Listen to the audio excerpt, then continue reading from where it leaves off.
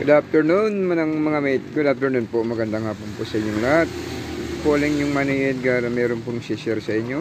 Ito po yung pasadyang pinagawa ng ating classmate sa ating libangan at negosyo. Ito po yung kanyang pang-fly pen. Maiksi po siya kasi masikip po yung lugar na kinalalagyan po ng mga manok niya. Medyo may kasikipan yung lugar kaya maiksing board po ang ginamit. Ito po yung ginagamit sa fly pen, ito po yung tutulay sa lubid. At yung swivel po niya mga mate, medyo maliit lang para sa stopper, para hindi po lalagpas sa dapuan yung manok, or pagbababa siya ng dapuan ay hindi siya masasabit.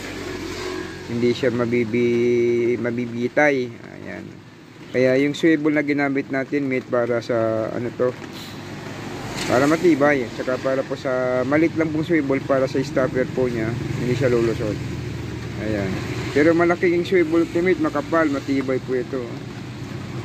Kesa yung pag gumawa tayo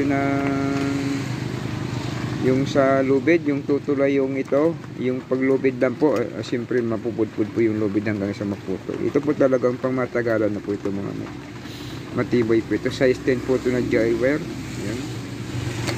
Ito naman mga mate, ito po yung AC open natin. Ayan.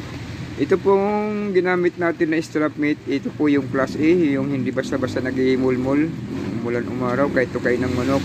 Hindi po ito basta-basta nag-iimulmul kasi po yung napili natin gamiting strap ay yung makunat.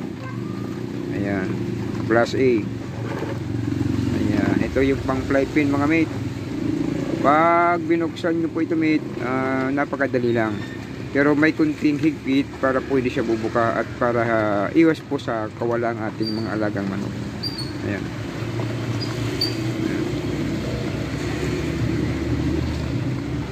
Salamat po sa mga mahal kong subscriber. Sana po wag po kayong magsawa sa pagsuporta sa aking munting channel.